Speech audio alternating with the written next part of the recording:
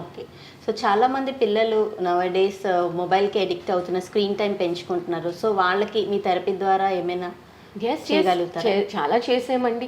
So మళ్ళీ ఈ addiction వచ్చింది అంటే చాలామంది పిల్లలు ఏమంటారంటే ఎందుకు చూస్తున్నా ఫోన్ అంటే మోస్ట్ కామన్ ఆన్సర్ నేను చూసింది నాకు బోర్ కొడుతుంది మేడం. ఓకే. సో మనం ఏంటి ఆలోచించాలంటే మన చిన్నప్పుడులాగా బయటికి వెళ్ళి ఆడుకోవడము, ప్లే గ్రౌండ్స్, తొక్కుడు బిళ్ళ ఆడుకునే వాళ్ళం, చెట్లు ఎక్కివ్వడం, మామిడి పళ్ళు కోసేవాళ్ళం, రకరకాల ఆటలు ఉండేవి. అలా ఇప్పుడు లేదు. సో వాళ్ళకి చాలా క్రియేటివ్ ఎనర్జీ ఎక్కువ ఉంటుంది పిల్లలకి. వాళ్ళకి ఎక్స్ట్రాడినరీ ఐడియాస్ ఉంటాయి. మనం ఎలా ఆలోచిస్తామో దానికంటే వాళ్ళు ఎక్స్ట్రాడినరీగా ఆలోచించగలరు పిల్లలు. సో అలాంటి ఎనర్జీని మనము ఇంట్లో అరికట్టి పెట్టేసి నువ్వు స్కూల్కి వెళ్ళు, నువ్వు ఇది చెయ్యి అంటే డెఫినెట్గా వాళ్ళు గ్యాడ్జెట్స్కి దీనికి అడిక్ట్ అవుతారు. ఎందుకంటే ఆ ఎనర్జీని వాళ్ళు ఛానల్ చేసుకోలేకపోతున్నారు. సో ఎవరికైతే ఎడిక్షన్ ఉందో, పిల్లలకి గ్యాడ్జెట్ ఎక్కువ చూస్తున్నారో, డెఫినెట్గా పేరెంట్స్ వాళ్ళకి అటెన్షన్ ఇవ్వాలండి. అటెన్షన్ అంటే వాళ్ళని గేమ్స్కి పంపించడము, డాన్స్కు, డ్రాయింగ్, ఎనీ క్రియేటివ్ థింగ్ వాళ్ళకి ఇష్టమైంది పంపిస్తే డెఫినెట్గా వాళ్ళ మైండ్ డైవర్ట్ అయ్యి గ్యాడ్జెట్స్ నుంచి వాళ్ళ ఇంట్రెస్ట్ ఉన్న ఫీల్డ్కి వెళ్తారు. అలా అని చక్రాస్ని కూడా బ్యాలెన్స్ చేస్తాం. ఏదైనా గ్యాడ్జెట్కి అడిక్ట్ అవుతున్నారు అంటే ఏ చక్రాలు ఇంబ్యాలెన్స్ ఉందో మేము చెక్ చేసి అది కూడా బ్యాలెన్స్ చేస్తాము. అలాగే పేరెంట్స్కి కూడా మేము అడ్వైస్ చేస్తాము. గ్యాడ్జెట్ అడిక్షన్ వచ్చిందంటే ఏం రీజన్ అయి ఉండొచ్చు. సో మన రీసెంట్గా ఒక అబ్బాయికి బాగా బుల్లింగ్ జరిగింది స్కూల్లోని. సో స్కూల్లో బుల్లింగ్ జరిగేసరికి బాగా నెమ్మదిగా చాలా బాగా ఉన్న అబ్బాయి ఏంటంటే ఒకేసారి డామినేట్ చేయడం, అందరినీ గట్టిగా అరవడం, లేదు నాకు ఇలాగే కావాలి, స్టబ్బర్న్గా బిహేవ్ చేయడము, ఇలా చేయడం స్టార్ట్ చేశాడు. అలాగే ఫోన్ ఎక్కువ చూడటం. సో ఒక్కొక్క పిల్లలకి ఒక్కొక్కలాగా ఉంటాయండి ఎడిక్షన్ రీజన్స్. అది నేను చెప్పినట్టు రూట్ కాజ్ ఏంటి, ఇలా బిహేవ్ చేస్తున్నారంటే దీని ట్రిగర్ పాయింట్ ఏంటి, దీని రూట్ కాజ్ ఏంటి, అక్కడికి వెళ్ళి వర్క్ చేస్తాం. ఓకే. సో పిల్లల్లో ఎడిక్షన్ గురించి చెప్పారు. అలానే అడల్ట్స్లో మేల్ పర్సన్ కానీ వాళ్ళు కొన్ని ఎడిక్షన్స్కి గురవుతారు. సో అలాంటి వాళ్ళకి ఈ థెరపీ అనేది ఎలాగా ఉపయోగపడుతుంది? చాలా బాగా వర్క్ చేస్తుందండి. ఎడిక్షన్స్కి అయితే ప్రాణ ఎనర్జీ హీలింగ్ ఎక్సలెంట్గా వర్క్ చేస్తుంది. దీంట్లో చాలా నేను చెప్పినట్టు బ్రీదింగ్ టెక్నిక్స్ ఉంటాయి, కొన్ని లైఫ్ స్టైల్ చేంజెస్ కూడా ఉంటాయి. అండ్ ఎడిక్షన్ ఎప్పుడూ ఒక ఎస్కేప్ మెకానిజం అండి ఎడిక్షన్.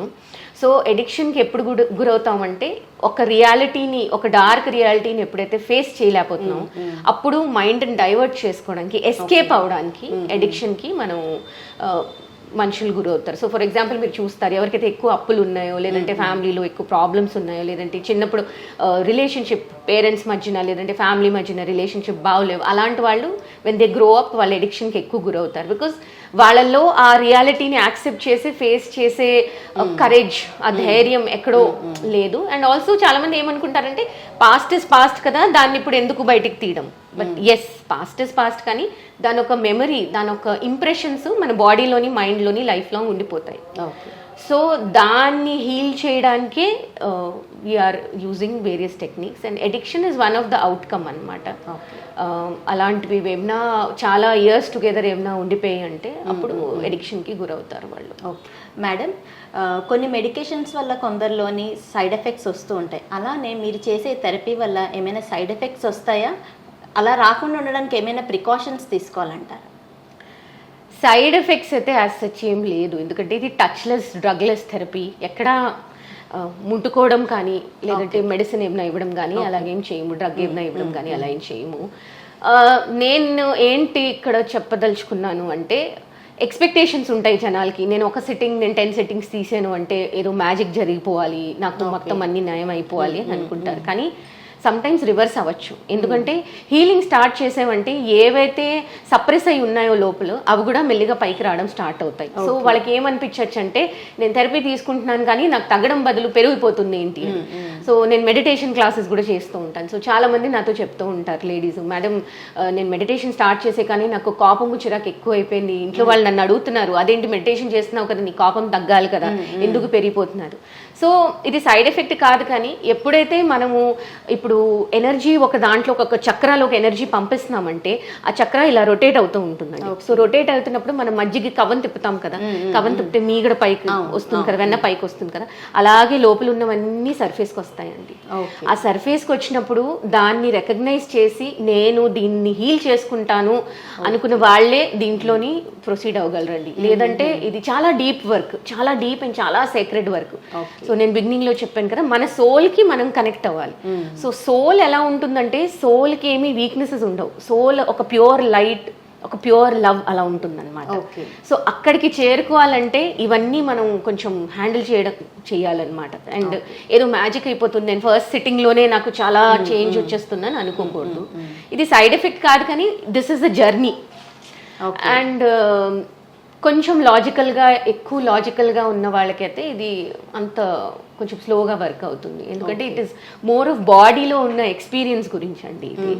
సో కొంతమంది ఎవరైతే చూసిందే నమ్ముతారో, విన్నదే నమ్ముతారో వాళ్ళకి కొంచెం ఇబ్బందికరంగా ఉంటుంది ఇది ఎక్స్పీరియన్స్ చేయడానికి, అర్థం చేసుకోవడానికి.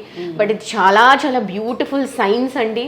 దీనికి ఒక సైంటిఫిక్ బేసిస్ ఉంది. ఇదేమీ సమ్ ఇమాజినరీ ఇదేం కాదు. డెఫినెట్గా దీన్ని ఎక్స్పీరియన్స్ అయితే చెయ్యాలి. ఓకే మేడం, మీరు ఎటువంటి మెడికేషన్ యూజ్ చేయమని చెప్తున్నారు కదా, మరి మీ థెరపీలో హీలింగ్కి ఎటువంటి ప్రోడక్ట్స్ యూజ్ చేస్తారో మా వ్యూవర్స్కి కొంచెం వివరంగా చెప్పగలుగుతారా? హీలింగ్లో ప్రొడక్ట్స్ అంటే చాలా సింపుల్ అండి. Water and salt. 1 లీటర్ వాటర్లోని ఒక గుప్పెడు సాల్ట్, కళ్ళుప్పు ఇది ఒకటి. అదేంటంటే మాకు ఎనర్జీ డిస్పోజల్ యూనిట్. అది చాలా మంది ఇంట్లో చూడండి కళ్ళుప్పుతోని గిన్నెతోని ద్వారం దగ్గర పెడుతూ ఉంటారు. దట్ ఈస్ వన్ థింగ్ అండి. నెక్స్ట్ కొన్ని ఎనర్జీ ఎథ్రిక్ స్ప్రేస్ అని ఉంటాయి అన్నమాట. అంటే దీన్ని మన ఎనర్జీ బాడీ తాలూకా ఎథ్రిక్ హైజీన్ ని మెయింటైన్ చేస్తాయి.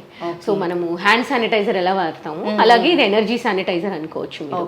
సో దీంట్లో కొన్ని essential oils, rose water, lavender oil, sandalwood oil ఇవన్నీ యూజ్ చేస్తాము. అండ్ హీలింగ్కి వి ఆల్సో యూజ్ క్రిస్టల్స్ అండి. This is a laser crystal. So దీంట్లోంచి ఎనర్జీ ఛానల్ చేస్తాము. And this is the activator అంటామండి. So this is like receiving the energy and stepping up and stepping down the energy అనమాట. So and this is a singing bowl. This is again so it creates the sound of ohm. So ohm is again about ఆ vibrations వల్ల మనకి చాలా మన environment purify అవుతుంది అన్నమాట. So ఇవి simple products అండి మాకు మేము యూజ్ చేసింది హీలింగ్లోని. అండ్ ఇవి కాకుండా ఇంకా ఉన్నాయి ప్రొడక్ట్స్, అవి హయ్యర్ లెవెల్స్లో వాటిలో యూజ్ చేస్తారు.